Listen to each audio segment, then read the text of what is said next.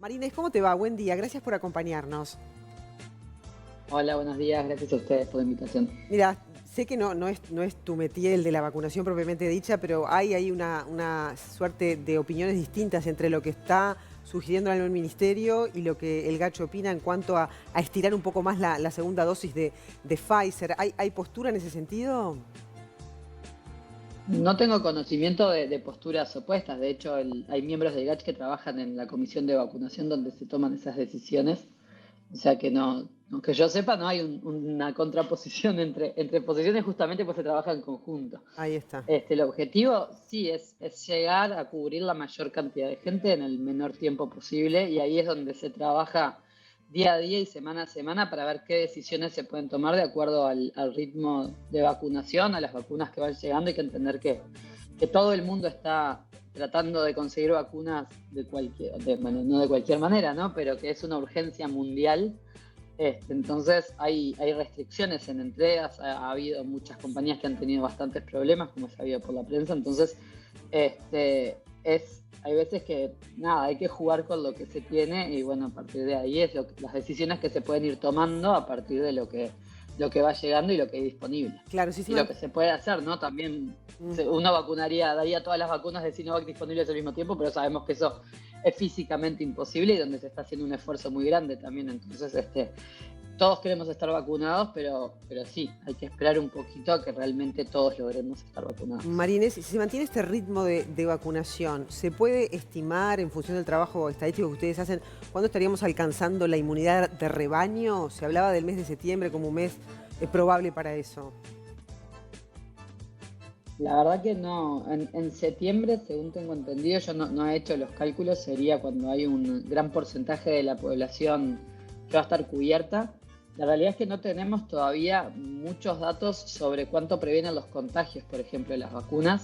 En Pfizer ahora empezaron a salir algunos estudios donde dice que sí que prevendría también los contagios, pero los primeros estudios que se hicieron fue sobre la efectividad sobre la persona, o sea, que esa persona no contraiga una enfermedad grave.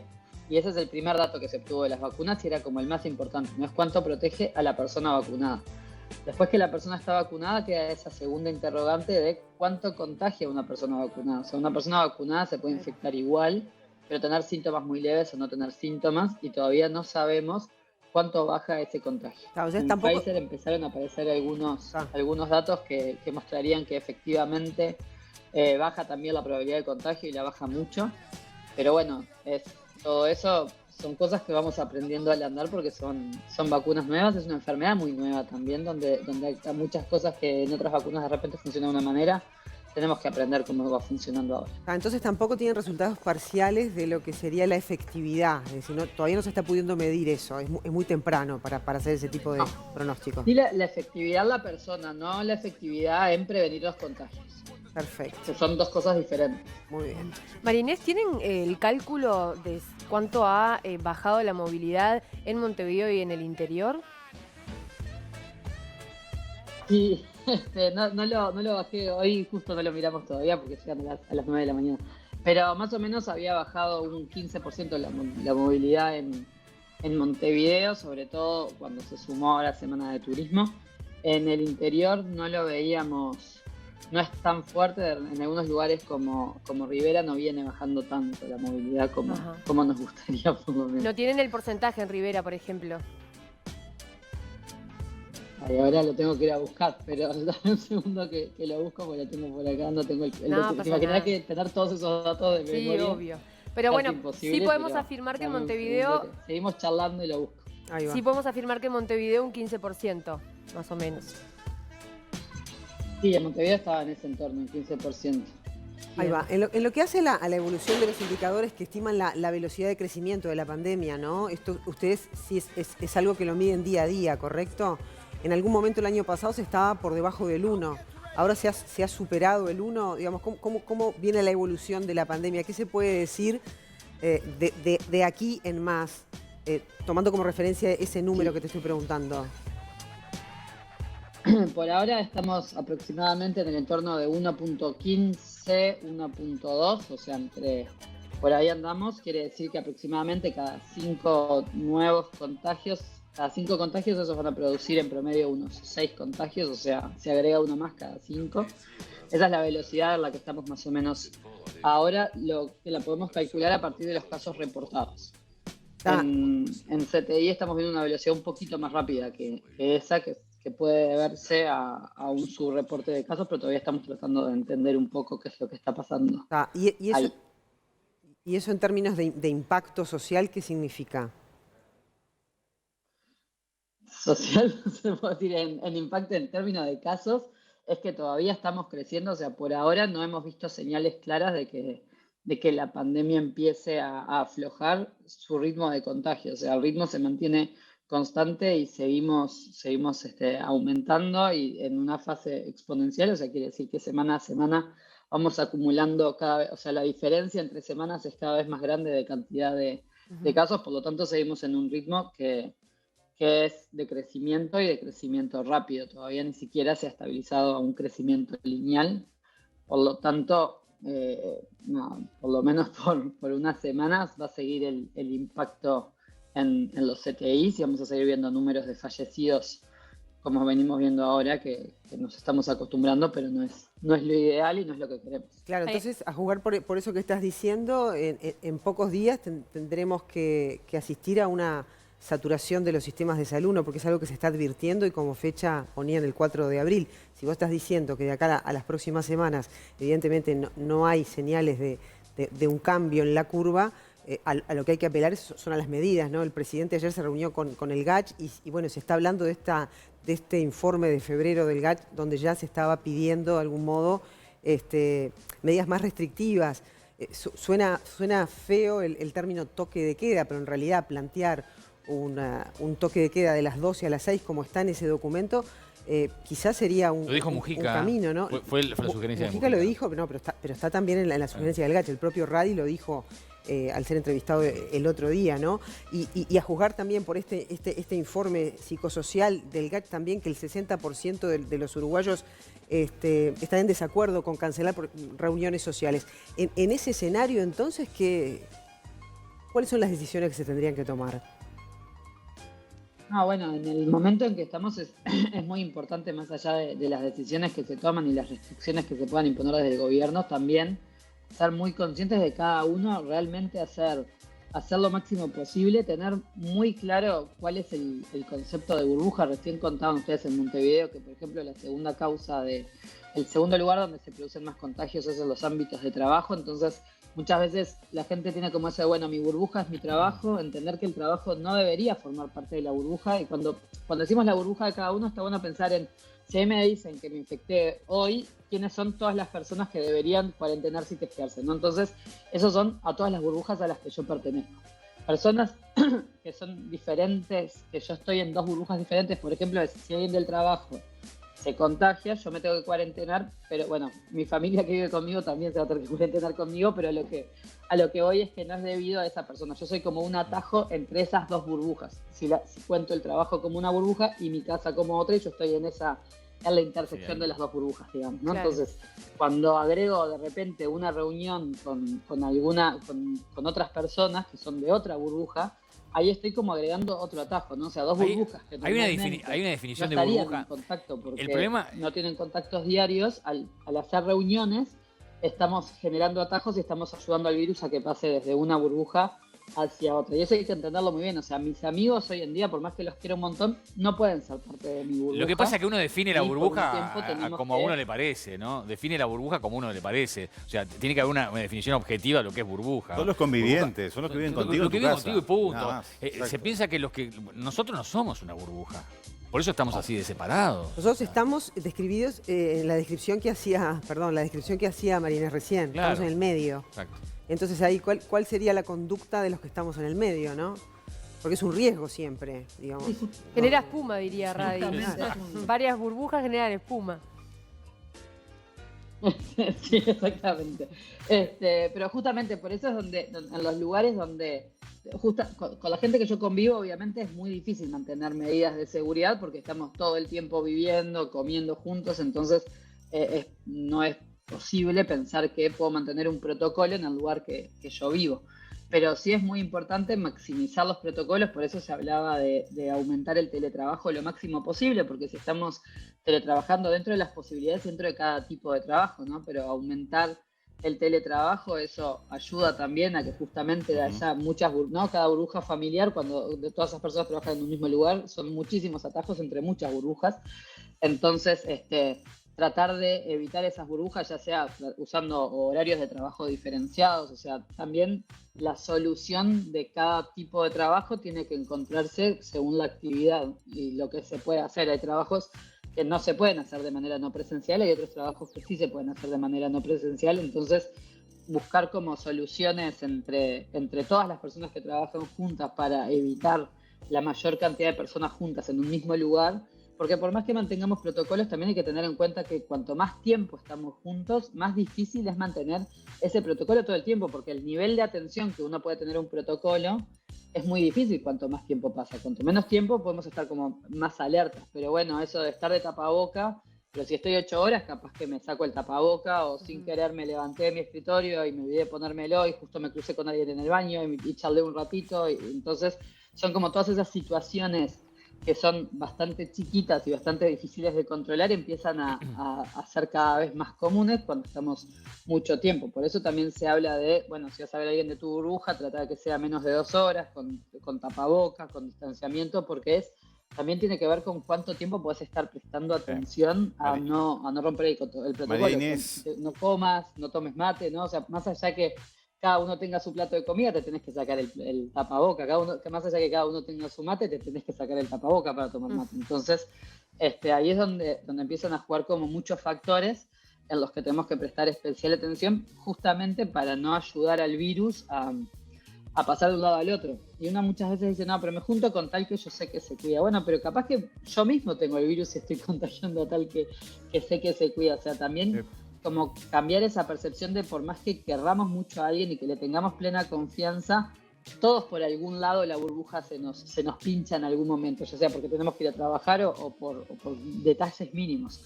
Entonces hay que ser como muy conscientes que estamos en un momento de circulación viral muy, muy alta, donde realmente mucha gente no sabe dónde se contagia y no sabe que está contagiando. Entonces decís, bueno, voy a ver solo hoy a tal persona. Bueno, si la vas a ver porque necesitas María Inés, verla, volviendo al tema vacunas, María Inés, perdona que te corte. Extremas. Volviendo al tema vacunas, hay 3 departamentos como son Salto, Paysandú y Canelones con una densidad poblacional realmente importante. Sin embargo, allí el porcentaje de vacunación viene siendo bajo. ¿Se ha analizado particularmente esa situación? ¿Qué proyecciones se están haciendo en esos departamentos y qué sugerencias hay para que las cifras mejoren específicamente allí, por ejemplo? Sí, ahí tenemos que tener en cuenta que se calcula el porcentaje, el total de vacunados sobre el porcentaje de la población que vive en ese departamento. Hay mucha gente que de repente trabaja en otros departamentos y si bien su residencia es en uno, de repente se vacuna en otro. Hay, yo qué sé, mucha gente de Montevideo que se ha vacunado por conseguir lugar en Maldonado, entonces eso te puede inflar de repente un poquito los números. No tenemos las proporciones porque a uno no le preguntan dónde vive, sino dónde se quiere vacunar, pero por ejemplo también donde tenés UPM en Paso de los Toros, hay mucha gente que elige vacunarse ahí porque su lugar de trabajo y donde está diariamente es ahí. Entonces hay que tener un poco cuidado con esa cifra de qué tan representativa es de cuánto se está vacunando la población de ese departamento en particular, donde no sabemos realmente si lo estamos calculando sobre las personas, o sea, lo calculamos sobre las personas que viven, pero no sabemos los que se vacunaron, dónde se vacunaron, si se vacunaron a ellos, y de repente alguien de Canelones, yo que sé, alguien que vive en Las Piedras, decidió vacunarse en Montevideo, entonces eso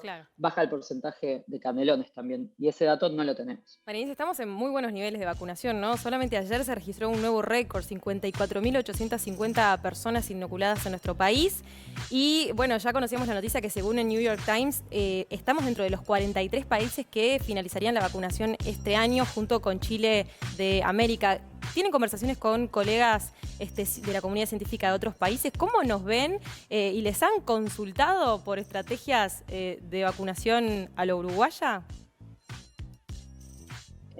La gente que está como más metida desde toda su vida, ¿no? Que su trabajo es estar en planes de vacunación, sí, están muy en contacto todo el tiempo. Estamos asistiendo, bueno, a mí no me da mucho el tiempo, pero la mayoría de gente que está en la comisión de vacunas se van repartiendo y asistiendo a conferencias que se dan, sobre todo en Brasil, en Chile, y en permanente contacto con otros investigadores. O sea, yo no te puedo decir qué es lo que dicen ellos porque no he charlado directamente, pero sin duda el ritmo de vacunación con el que venimos es muy bueno. Desde ese punto de vista es muy alentador.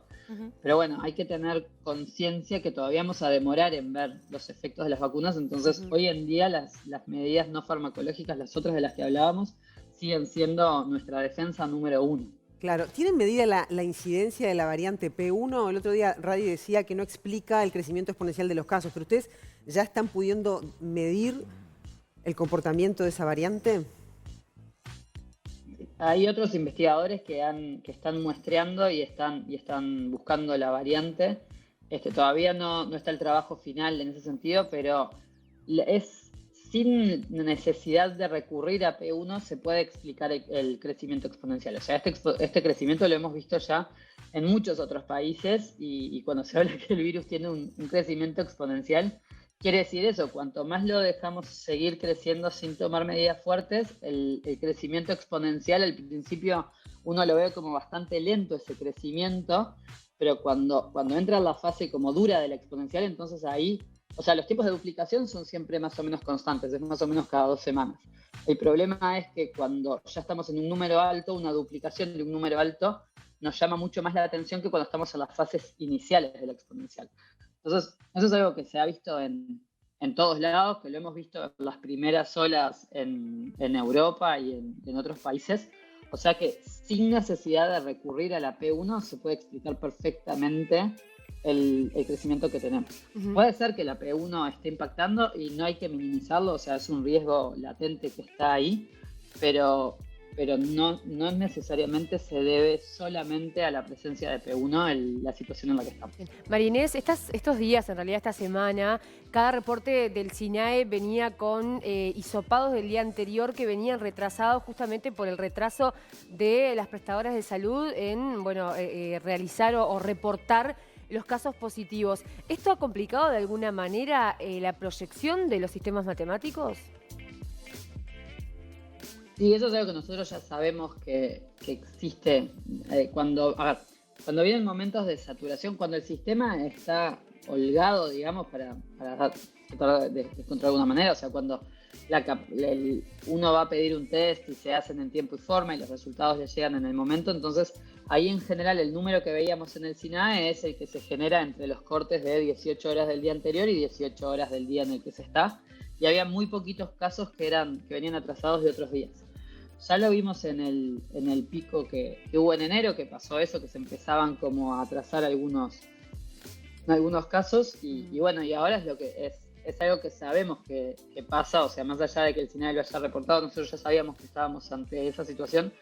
De todas maneras, como siempre hay fluctuaciones, en general lo que hacemos es trabajar en ventanas móviles de 7 días, o sea, para estudiar qué es lo que está pasando, se trabaja con ventanas de 7 días y se toman los promedios y esos 7 días se van moviendo y se va tomando el promedio. Entonces, en ese contexto, el impacto de los casos atrasados, como en general no son de más de 7 días, no tienen un impacto tan grande dentro de los cálculos. Obviamente, cuanto mejor es la calidad del dato, mejor para poder modelar, pero bueno, nosotros igual aparte podemos acceder a los datos por fecha de resultado de los test, entonces igual tenemos datos con mejor calidad que los que se reportan diariamente en el SINAE. Lo que pasa es que esos datos no son públicos, entonces no podemos mostrarlos. Pero sí lo tienen ustedes. Para trabajar y a la interna tenemos esos datos. El GIAD ayer reportó a todo el país en rojo, según sus números. Sí. Estamos así, es el estado en el que estamos. Estamos en rojo en todo el país. La situación es preocupante y tenemos que justamente tratar de hacer el máximo esfuerzo para salir del rojo y llegar al amarillo por lo menos. María Inés, y eso por ahora, dale. Las proyecciones matemáticas de ustedes, del GACH, ¿van en paralelo, son concordantes con las proyecciones matemáticas que hacen los intensivistas en lo que tiene que ver con la saturación de los CTI? Bueno, en realidad a los intensivistas les pasó algo que nos pasó a nosotros un poco también, que es que entraron a CTI un poco más de lo que esperábamos según el crecimiento de casos. Entonces, en realidad se están llenando como un poco más rápido están llegando más personas un poco más rápido de lo que esperábamos desde hace unas 2 semanas más o menos. Muy bien. Bueno, tenemos ya que ir cerrando. La última cortita, porque era una duda que teníamos también. ¿Se puede estimar cuántas personas tienen COVID y no están diagnosticadas? ¿Pueden hacer ese estudio ustedes?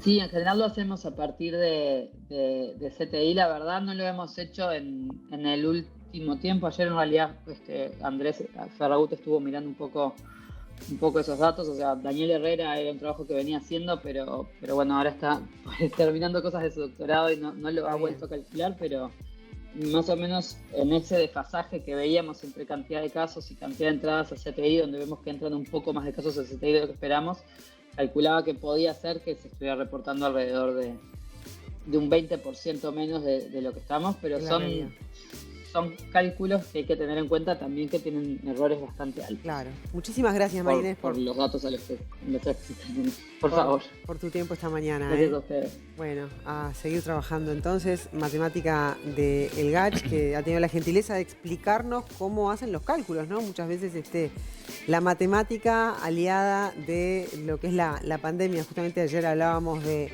cómo este trabajo multidisciplinario ha sido muy enriquecedor para todos los investigadores, ¿no? Incluso el propio Radi lo destacaba en esa entrevista que todos, bueno, escuchamos, oímos y ayer comentamos.